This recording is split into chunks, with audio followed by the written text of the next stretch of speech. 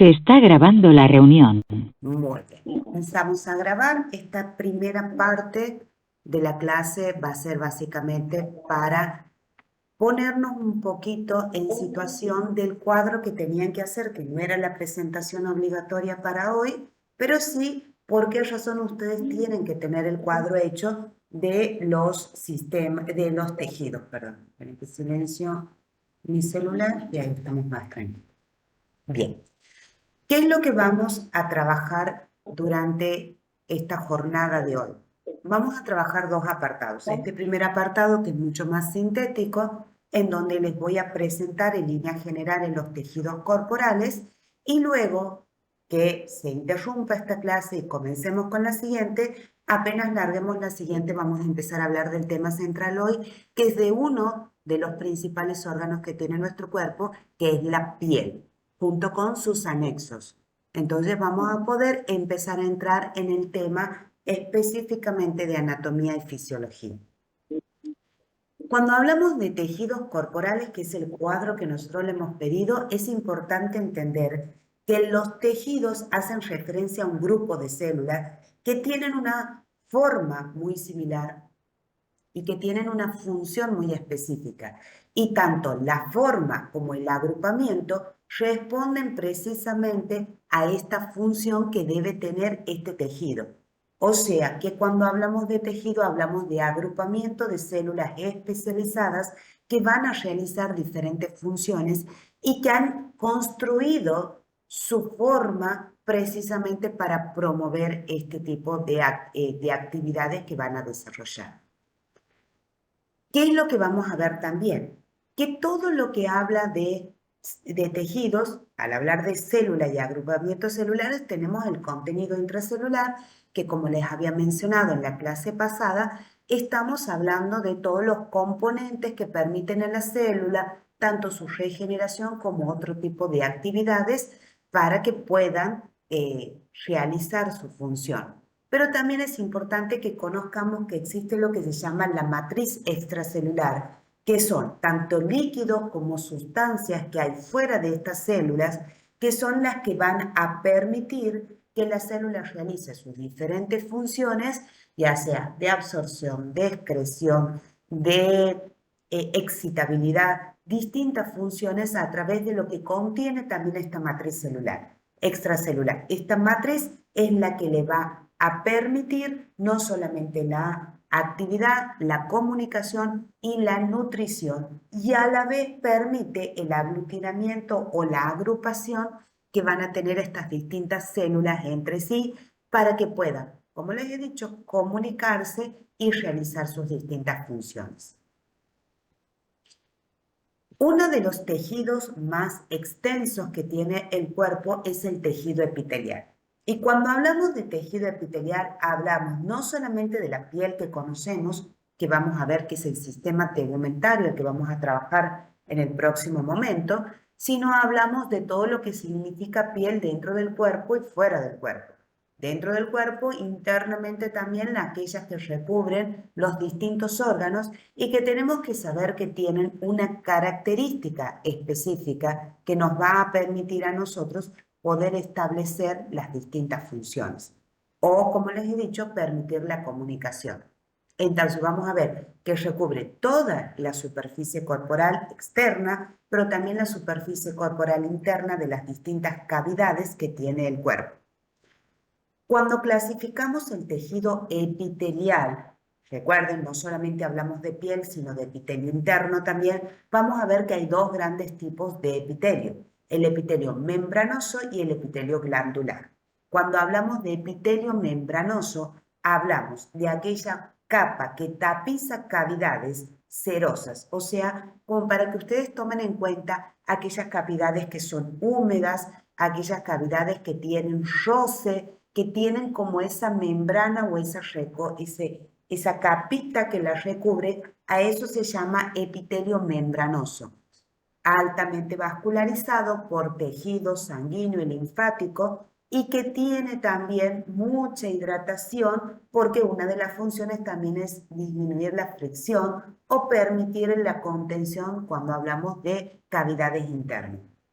Y luego vamos a ver el tipo de epitelio que es el epitelio glandular, la segunda clasificación de tejido epitelial, que básicamente aquí hablamos de cordones sólidos de distintos folículos que se encuentran huecos adentro y que esto es lo que van a permitir que estas glándulas secreten hacia ese interior hueco determinadas sustancias que luego van a ser transmitidas por el torrente sanguíneo en todo el cuerpo para realizar distintas funciones, como ser aquellas que acompañan el sistema endocrino o el sistema exócrino. Por ejemplo, uno de los epitelios glandulares es el de la nefrona también.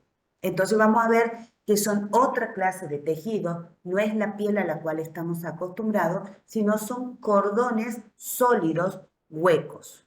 ¿Ok? Que esto es lo que tenemos que ir diferenciando cuando hablamos. Entonces, cuando yo les diga de aquí en más es un epitelio membranoso, tienen que acordarse de algo mucho más húmedo, como una capa selectivamente permeable. Y cuando hablamos de epitelio glandular, hablamos de cordones, de manojos, de tejido hueco, de tejido que puede secretar también determinadas sustancias. Bien. ¿Cuál es la función que tiene el tejido epitelial, que es el más extenso, no solo por lo externo, sino también por lo interno? Como les he dicho, tiene la función de proteger, de qué se puede y qué no se puede absorber, porque estamos hablando de que recubre cavidades internas, por lo tanto tiene una función de protección, pero también una función de absorción que normalmente es selectividad. Permeable selectiva, o sea, depende del órgano, es lo que deje pasar. Entonces vamos a ver que este tejido epitelial que recubre el alveolo, cuando veamos en la próxima clase respiratorio, solamente deja pasar o difundir, acuérdense que vamos a ir incorporando terminología, deja difundir simplemente gases, que no permite el pasaje de líquidos. Por eso el pulmón no se nos llena de sangre. Pero si vamos al epitelio que recubre los intestinos, vamos a ver que dejan pasar sustancias y deja pasar macromoléculas en determinada cantidad,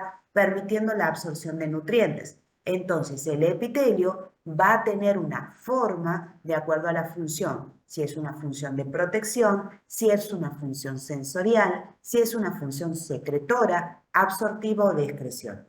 Y ahí lo que ustedes van a ver son las distintas formas en las cuales pueden estar agrupadas o no agrupadas y dispuestos estos tejidos epiteliales para cumplir estas funciones específicas. Entonces, ¿qué es lo que van a ver ustedes? El tejido epitelial simple, que podríamos hablar que es solo una capa, que es una capa externa, que podríamos hablar de algunos tejidos como ser la capa externa de la piel, pero luego vamos a ver que tienen forma cúbica interna. Por ejemplo, esto es un epitelio que podemos encontrar en el medio de la matriz ósea, de la médula ósea de los huesos, cuando produce la secreción interna de los glóbulos rojos. Cuando veamos óseo y circulatorio, vamos a ver que ahí es donde se producen los glóbulos rojos que entran, o sea, de este epitelio cúbico, en el que tengo el cursor, va a permitir producir y hacia ese interior transportar. Y vamos a ir viendo distintos tipos de epitelios simples en distintas formas pseudoestratificadas. ¿Qué hablamos cuando hablamos de estratificados? De extractos o capas. Y entonces vamos a ver que cuanto mayor es la función más específica y dentro de eso la función de protección, vamos a ver que amplía y también agrupa en estratos mucho más gruesos y en estratos que cada uno de los estratos, si bien todos conforman el epitelio, van teniendo distintas funciones.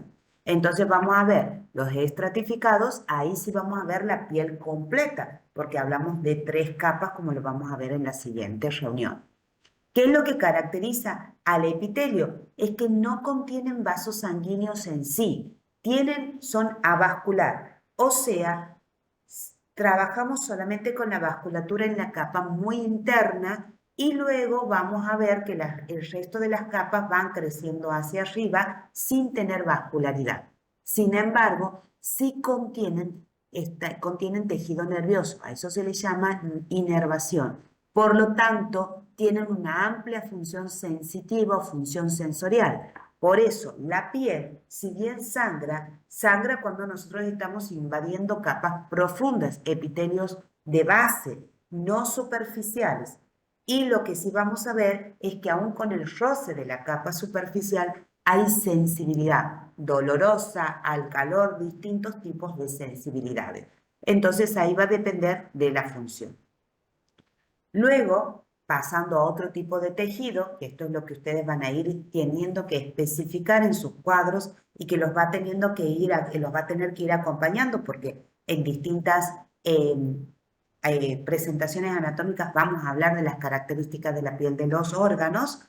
Vamos a ver que existe también el tejido conectivo o conjuntivo, que básicamente se encarga de poder sostener las partes del cuerpo, poder integrarlas como un todo. Estos tejidos permiten desarrollar cápsulas que formen o que tengan determinadas funciones. Por eso cuando hablamos de la función del tejido conectivo o conjuntivo, es la de conexión, soporte, transporte, defensa. ¿Ok? Se constituye por diferentes tipos de células y vamos a ir viendo cómo se disponen. Entonces vamos a ver que de acuerdo a la característica y a la función de conectividad que tenga este tejido, van a tener distintas clasificaciones. El tejido por esencia, al cual se le denomina tejido conectivo o conjuntivo, es el tejido fibroso. Como ustedes verán, se divide en muchos tipos de fibras. Hablamos de fibrosos laxos, hablamos de fibrosos adiposos, de fibrosos densos, irregulares, regulares, que básicamente nos permiten tener los agrupamientos en condición. Pero también hablamos de otro tejido conectivo como ser el tejido de los huesos, que es un tejido compacto y esponjoso a la vez, depende de la parte del hueso que estemos viendo. Los tejidos cartilaginosos, que son mucho menos compactos y esponjosos que el tejido óseo o hueso, pero que tienen una cierta característica de elasticidad sin ser fibrosos, y la sangre, que básicamente por más que lo vemos que es un contexto líquido, en realidad la sangre es un tejido y que tiene una función importante de transporte. Como ustedes lo verán, van cambiando la disposición de las células y la característica de acuerdo a la función que van a ir realizando. Cuando hablamos de tejido muscular, hablamos a la vez de tres tipos distintos de tejidos musculares. No es que existe un solo tipo de músculo. El que nosotros conocemos más renombrado, más caracterizado del tejido muscular es el tejido del músculo esquelético, que lo vemos representados en distintos gráficos cuando vemos la fibra muscular. ¿Y es por qué? Porque tiene estrías que se les llaman filiformes, que parecen hilos, que se encuentran alargadas, que se encuentran, son muy estrechas y que tienen un control voluntario. Y esta es la que nos permite a nosotros manejar el músculo e incluso entrenarlo. Cuando ustedes han visto que cuando la gente produce grandes masas musculares, lo que hace es hacerla trabajar mucho estas fibras se rompen, se cicatrizan por encima, agrandan su tamaño y esta atrofia que va produciendo la ampliación de diámetro es la que permite que con el tiempo veamos el aumento de la musculatura de un músculo esquelético. Pero luego tenemos los músculos lisos, que son también fibras musculares alargadas y estrechas, pero que no responden al control voluntario y que son más bien involuntarias. Y luego tenemos el músculo cardíaco, que es muy específico, que tiene estrías transversales y que sí también es de control involuntario. Entonces, como vemos aquí, vamos a ir viendo los distintos tejidos musculares, como por ejemplo el músculo cardíaco, en donde vemos que tiene fibras como que envuelven y atraviesan y que tienen distintas estrías, no son una sola fibra agrupada en capas, sino estamos hablando de conexiones transversales entre fibras, que esto es lo importante determinar. Disculpen.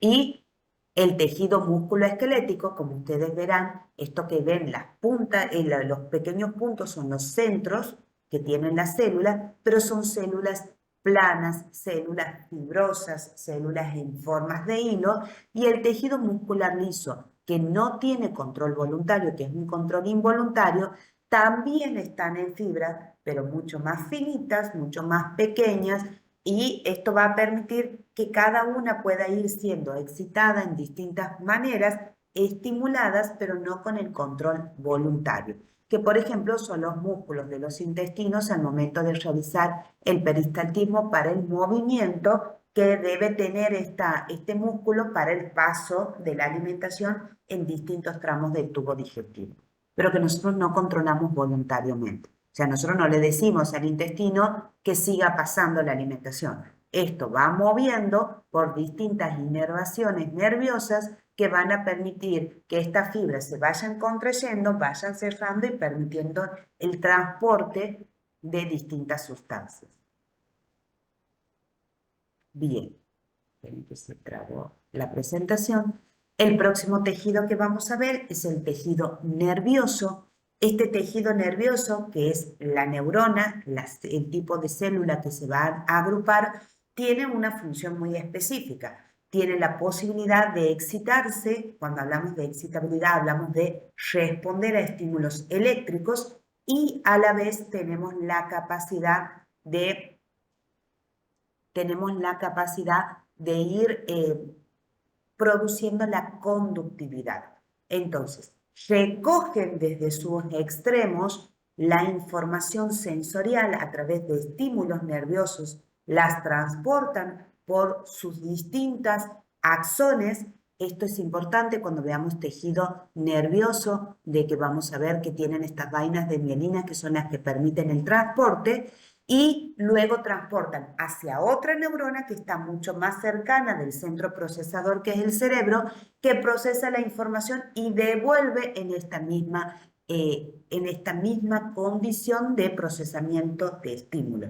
O sea que es recepción, procesamiento, transporte, procesamiento. El procesamiento implica una respuesta, esta respuesta se redirecciona, se vuelve a transportar y produce un efecto. Por eso el tejido nervioso puede tener su centro de detección, a ver la siguiente imagen, puede tener su centro de recepción de los estímulos muy lejos de su centro de procesamiento, de su conducción, hasta que se entrelaza con otra neurona. Tomemos en cuenta que muchas veces esto que ustedes ven, el centro de recepción está, por ejemplo, alojado en los dedos del pie, y lleva toda este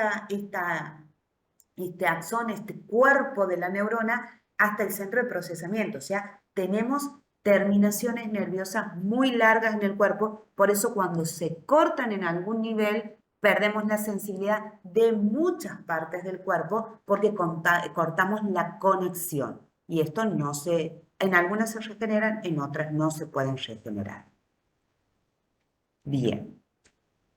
Detenemos el compartir